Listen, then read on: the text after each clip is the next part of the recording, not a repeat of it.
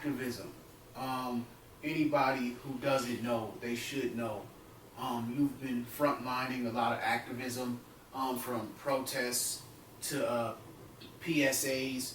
You've been very, very outspoken about, the plight of black people. My first question is, how long have you been, you know, for your people and frontlining for your people?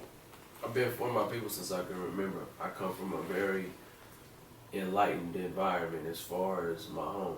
My mother has always taught black love, uh, black history. My father has always taught black love, black power, and black economics. So prior to the streets, it was a struggle. You know what I'm saying? Too often they get the end of the person and they forget the beginning. Along the way, I never forgot who I am. I never forgot where I come from. I never forgot that my enemy didn't always look like me, you know what I'm saying, if you take away the streets. So the activism, being active, I've always vocalized it. I've always spoke on it, and especially in real life, meaning with no cameras around, we on the block, any space I'm in, I've always spoke about blackness. My songs always drop jewels. But unfortunately, seeing Ahmaud Arbery killed like that sparked something in me that was like, fuck everything else that's going on, man. We finna use this platform to highlight oppression, racism, marginalization, and the fuckery that was going on. And that's pretty much what happened. We had a whole layout for the music. We had things going on with the movies. Said right now, at this very moment, we finna speak up. I'm finna utilize my voice. I'm finna articulate what's going on from my perspective for those who oftentimes aren't able to speak or don't have the platform. Now, let's be honest. Some people could criticize you and say, well, you used to shoot people, you used to be in the streets, you a hypocrite. How are you pro-black if you used to, do certain things to black people? What's your response to that? I've never done anything to a black person because they're black. So that's my direct response. I'm not gonna love you because you're black, but I'm not gonna hate you because you're black. So anybody that I've had any altercation with in the streets, any transgressions against them was not committed because of the color of their skin. It was the context of the situation. So had they been white, they would have got the issue. Had they been Asian, Latino, purple, alien, they would have got what they had coming to them. But it wasn't because they were black. When I look at the Black Lives Matter situation, it's bigger than me. So for those who call me a hypocrite, show me the hypocrisy. I never said we need to stop killing each other. I said we need to stop innocently killing each other. I said women, children, and elders should be protected. I said those who have nothing to do with combat should be protected. I don't believe we should get rid of guns. If somebody transgresses against you, sometimes it's not always about handling shit in the courtroom. So for those who call me a hypocrite, it's nothing hypocritical about me. I'm very transparent with what I stand for and what I stand on. Ahmaud Arbery, George Floyd, and other men who were, and Sandra Bland should not have been killed for the color of their skin. You know what I'm saying? No, I'm not finna protest in the neighborhood for violence. Why? Because in the neighborhood, it's two things that happen to you when you commit an act of violence. The family retaliates, or the judicial system gets involved in a conviction. Don't have to protest that.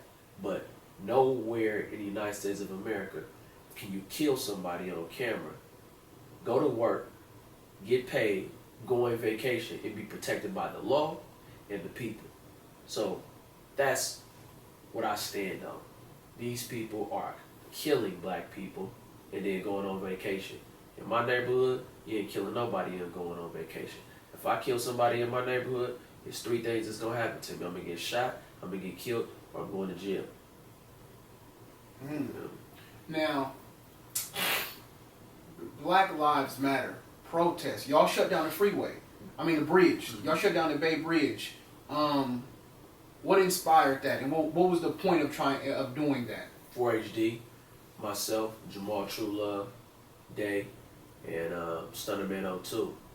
The inspiration came behind we need to raise awareness. Right now, it's a lot of lackadaisical acknowledgement from the Bay Area and the tech spaces.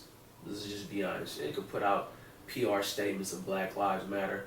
Where are the tangibles? So when the bridge was shut down, it was more like, you know what? Let's cause an inconvenience. Didn't mean to inconvenience the people, but at the same time, we've been being inconvenienced our whole life. So let's hijack this. Let's hijack this space. Let's raise awareness to Black Lives Matter. And while we're at it, let's call out some of the perpetrators or those who have benefited from the marginalization of Black lives. So by doing that, you know, we had a 6-point plan, and so far we've been raising awareness on 6. Now, for somebody who may be a child or somebody who may be unaware, what is your definition of racism, white supremacy? For those who don't know, racism is the ability to affect another person's life in totality by your existence based on the privilege that you have and the privilege and access that they don't have, and you're able to do this in the name of the government and law enforcement. So by nature, a black man can hate a white person, but a black man or a black woman's existence is not going to stop a white person from being successful in the United States of America. Under no circumstances can a black person prevent a white person from being successful or living or having access. The hospitals are owned by white people, so we're not going to affect their health. The tech spaces are owned by white people, so we're not going to affect them with technology. The curriculum and the superintendent is owned and ran by white people, so we're not going to impede their education. When you go into all of these spaces, these are dominated by white people. So if a white person right now wants to be successful, they can do that without ever coming into contact with a black person. They can go to a bank right now, all white bank, get a loan. They can go into town right now, all white. They can have all white customers, all white everything, because that's what's going on all around America. Black people, on the other hand, what can you do to a white person? You can commit a hate crime, act of hate.